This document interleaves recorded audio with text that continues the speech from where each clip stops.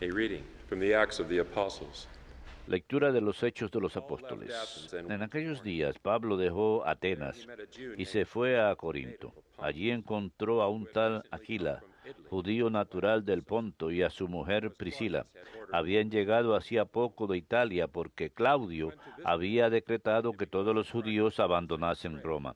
Se juntó con ellos y como ejercía el mismo oficio, se quedó a trabajar en su casa. Eran tejedores de lona. Todos los sábados discutía en la sinagoga, esforzándose por convencer a judíos y griegos. Cuando Silas y Timoteo bajaron de Macedonia, Pablo se dedicó enteramente a predicar, sosteniendo ante los judíos que Jesús es el Mesías. Como ellos se oponían y respondían con insultos, Pablo se sacudió la ropa y les dijo: ustedes son responsables de lo que les ocurra, yo no tengo culpa. En adelante me voy con los gentiles. Se marchó de allí y se fue a casa de Ticio Justo, hombre temeroso de Dios que vivía al lado de la sinagoga. Crispo, el jefe de la sinagoga, creyó en el Señor con toda su familia. También otros muchos corintios que escuchaban, creían y se bautizaban. Palabra de Dios, te alabamos, Señor. El Señor revela a las naciones su victoria. El Señor revela a las naciones su victoria. Canten al Señor un cántico nuevo, porque ha hecho maravillas. Su diestra le ha dado la victoria, su santo brazo. El Señor revela a las naciones su victoria. El Señor da a conocer su victoria, revela a las naciones su justicia. Se acordó de su misericordia y su fidelidad en favor de la casa de Israel. El Señor revela a las naciones su victoria. Los confines de la tierra han contemplado la victoria de nuestro Dios. Aclama al Señor, tierra entera, griten, vitoren, toquen. El Señor revela a las naciones su victoria.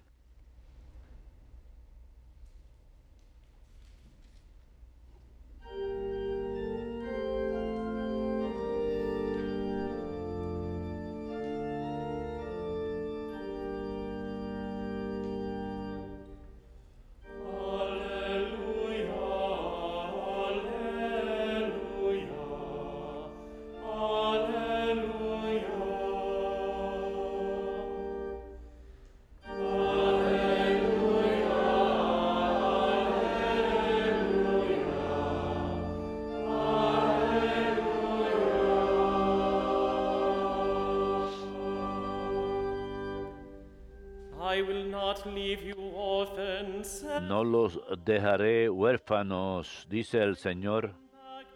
Me voy y vuelvo a su lado, y se alegrará su corazón.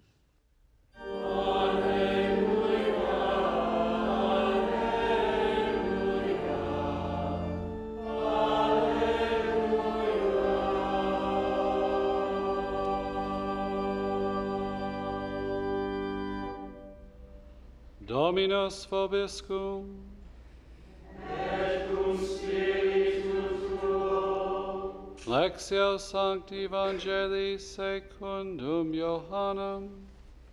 Gloria tibi, Domine. Jesus said to his disciples, En aquel tiempo dijo Jesús a sus discípulos: dentro de poco ya no me verán, pero poco más tarde me volverán a ver. Comentaron entonces algunos discípulos: ¿qué significa eso de dentro de poco ya no me verán, pero poco más tarde me volverán a ver? Y eso de me voy con el Padre. Y se preguntaban: ¿qué significa ese poco? No entendemos lo que dice. Comprendió Jesús que querían preguntarle y les dijo: ¿están discutiendo de eso que les he dicho? Dentro de poco ya no me verán, pero poco más tarde me volverán a ver. Pues sí, les aseguro que llorarán y se lamentarán ustedes, mientras el mundo estará alegre. Ustedes estarán tristes, pero su tristeza se convertirá en alegría.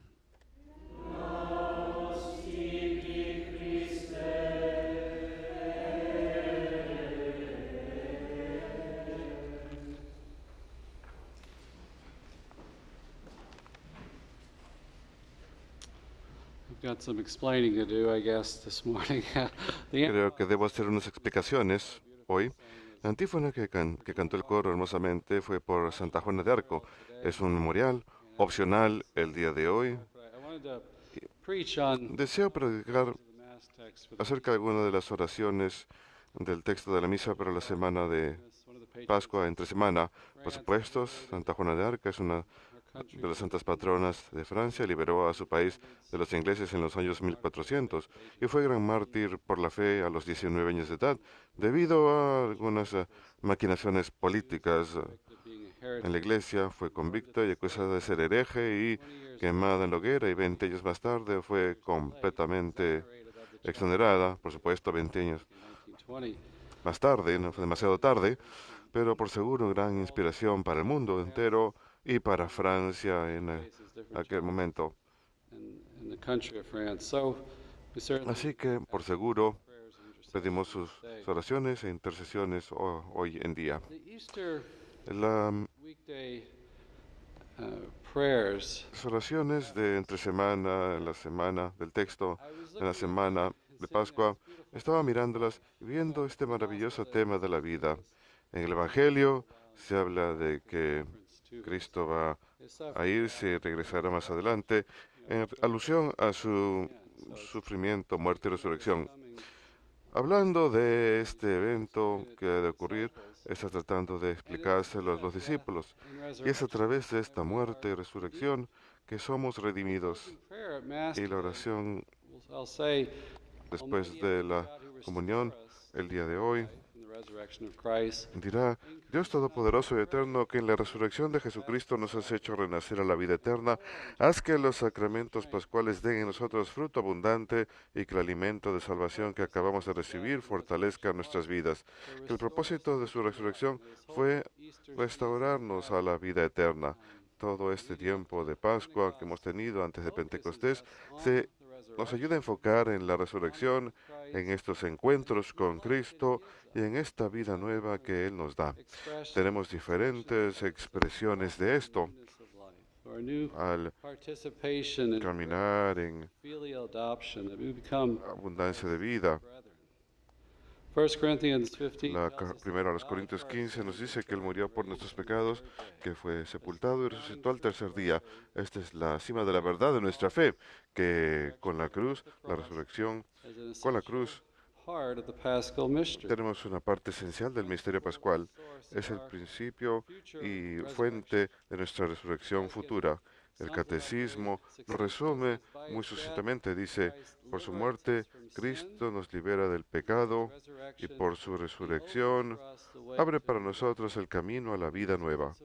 Y esto principalmente se trata de la justificación que recibimos en el bautismo, y es aumentado en la confirmación, y en cada Eucaristía que recibimos aumenta esa justificación, esa gracia santificante que recibimos mediante su misterio pascual. La justificación quiere decir que estamos siendo restaurados a la gracia de Dios. Habíamos perdido esa gracia por el pecado original, y Jesús está ganando para nosotros de vuelta esa gracia. Nos hemos muerto en nuestros pecados. Otra palabra para gracia santificante es la vida divina de Dios. Nacemos en ella y Jesús nos la devuelve a través de su sufrimiento, muerte y resurrección. En el prefacio de hoy, la la oración que digo justo antes del Sanctus, escuchamos esta maravillosa frase. Dice: a través de él los hijos de la luz se elevan a la vida eterna, y las alas del reino de los cielos quedan abiertas a los fieles, pues su muerte es nuestro rescate por nuestra muerte. Es la vida para todos los resucitados. Las alas del reino de los cielos quedan abiertas. Me encanta esa imagen. Es como si abriesen unas puertas gigantes de madera para que todos puedan ingresar a esas hermosas alas del reino de los cielos. Esas puertas estaban cerradas debido al pecado, nuestro pecado original y nuestro pecado personal posterior en nuestras vidas. Que los hijos de la luz se elevan a la vida eterna. Que nosotros que creemos en Cristo nos arrepentimos de nuestros pecados y nos convertimos en hijos de su luz. Reflejamos su luz en el mundo y algún día hemos de resucitar de entre los muertos a la vida eterna. Así que vemos que el cristianismo se trata de esta nueva libertad de vivir en la luz de la vida eterna y el perdón de los pecados y la vida nueva, la vida divina que Él quiere darnos. Eso se encuentra al centro, el perdón de los pecados y la vida nueva. Lo vemos en el jardín del Edén con el pecado original y posteriormente con el pecado personal en nuestras vidas.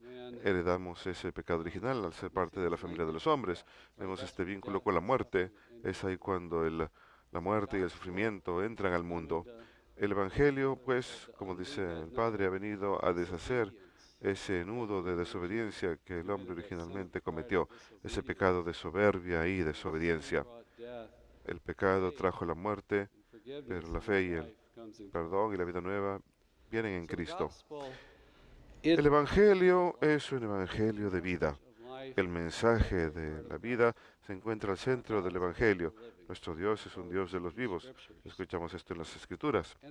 Y nuestro origen a nivel natural, nuestro origen en nuestra vida natural proviene de Dios. Como dije muchas veces aquí, nuestras almas humanas son creadas en un acto inmediato de creación. La Iglesia utiliza ese lenguaje, es una enseñanza formal de la Iglesia, que Dios en el momento de la concepción crea el alma humana e imparte esa alma en la persona.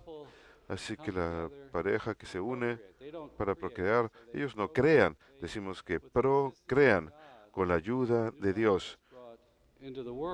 Nueva vida entra al mundo. De ninguna manera puede la pareja producir un alma humana.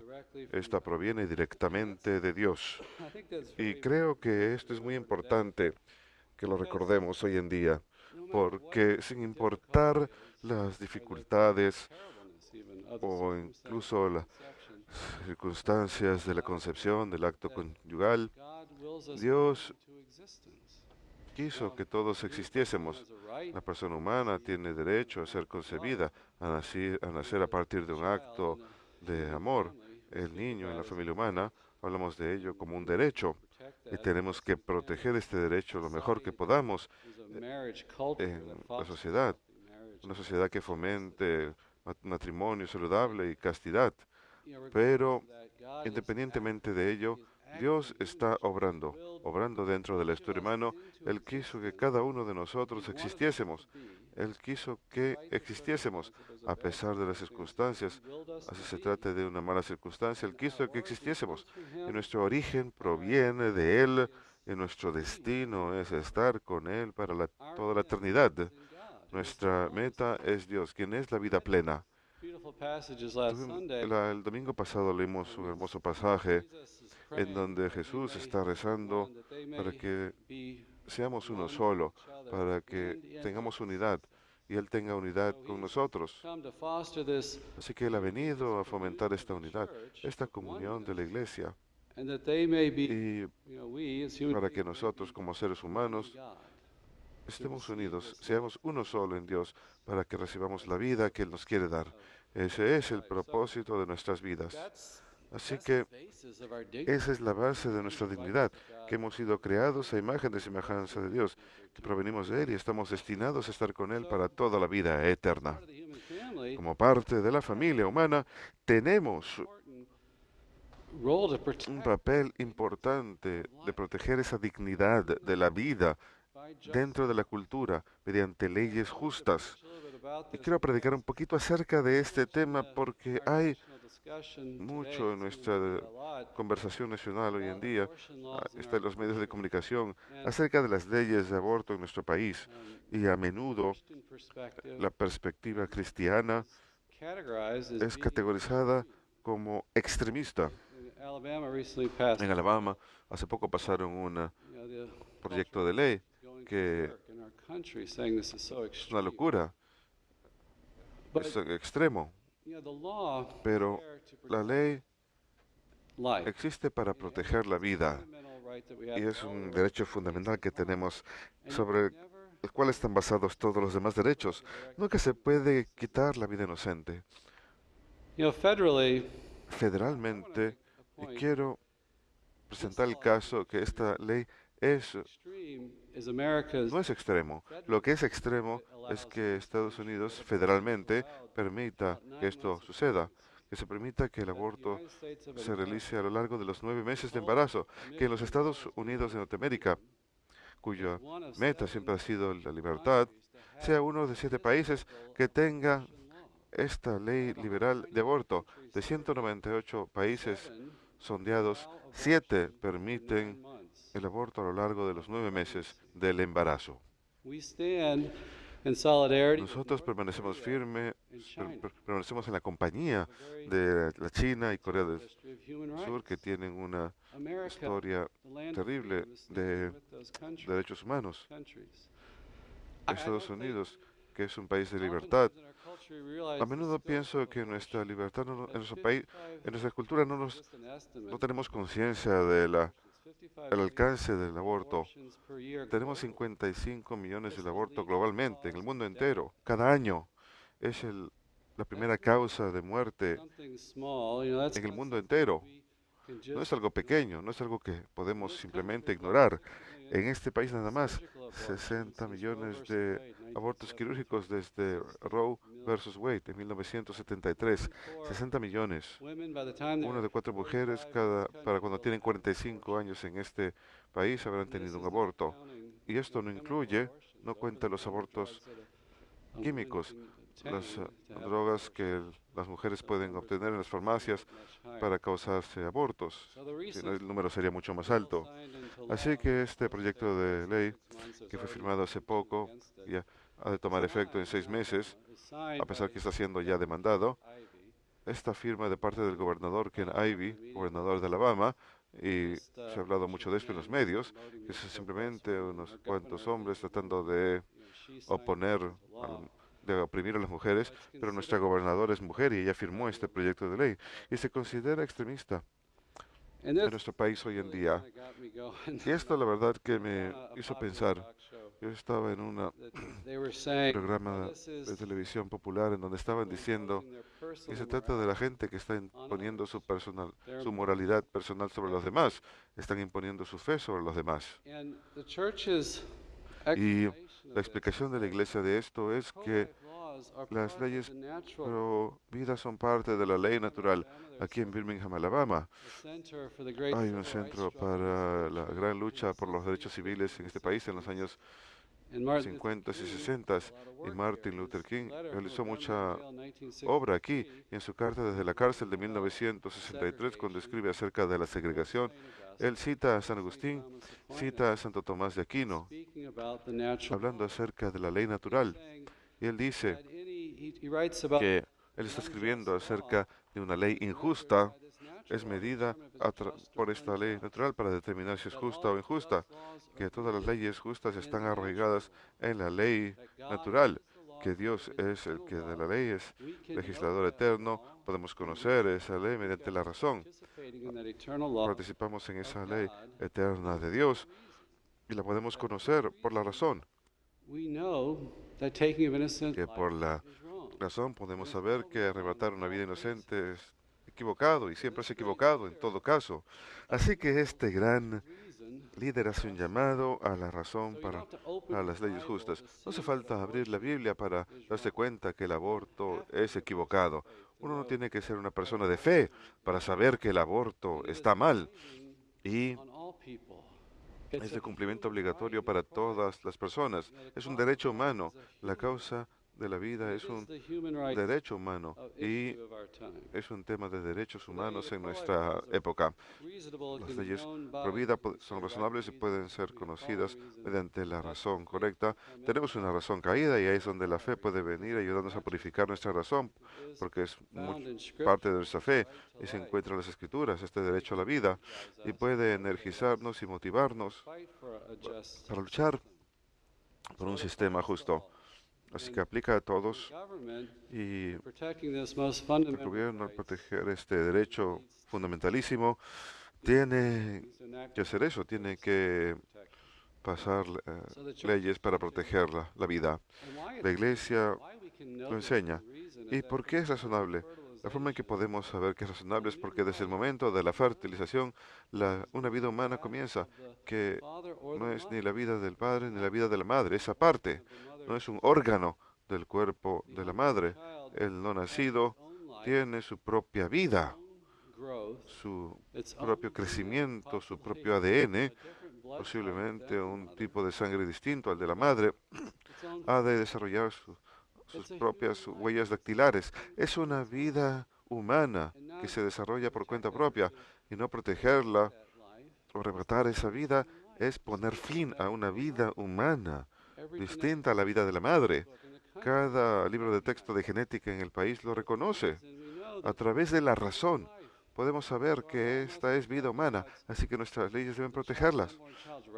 El niño no nacido depende radicalmente de la madre y la madre está encargada de este don y es una tremenda responsabilidad. Y la cultura tiene que apoyarla y ayudarla en ser madre, pero la Iglesia enseña que nunca sería humano si no fuera humano ya. No hay nada ahí que pueda cambiarlo. Incluso si tenemos algunos políticos descabellados que están promoviendo el infanticidio, que después que el niño nace pueden dejar que muera. Es una locura. ¿Cuál es la diferencia? 5 minutos antes del nacimiento, 2 meses, 4 meses después del nacimiento, no hay ninguna línea que podemos cruzar que diga que el niño ahora es humano. Es una vida humana desde el comienzo. También creo que tenemos que reconocer individualmente que ninguna mujer, creo yo realmente, obviamente, quiera hacerse un aborto. Es que se sienten empujadas, se sienten que no tienen opción, empujadas por el temor, piensan que no tienen apoyo, quizás el padre los ha abandonado, se sienten presionadas a tomar esa decisión. Obviamente la cultura necesita mucho más que leyes para proteger la vida. Necesitamos una cultura genuina que proteja a la mujer y al niño y que trate de aliviar este temor y presión. Y el cristianismo, el Evangelio también lleva este gran mensaje de misericordia a la mujer que está involucrada en un aborto y a los hombres también que están involucrados, que hay perdón y que con la ayuda de Dios pueden encontrar apoyo. Esperamos dentro de la comunidad cristiana que encuentren apoyo para ser padres. Pero sí necesitamos reconocer la gran injusticia que es el aborto en nuestro país y luchar para proteger la causa de la vida.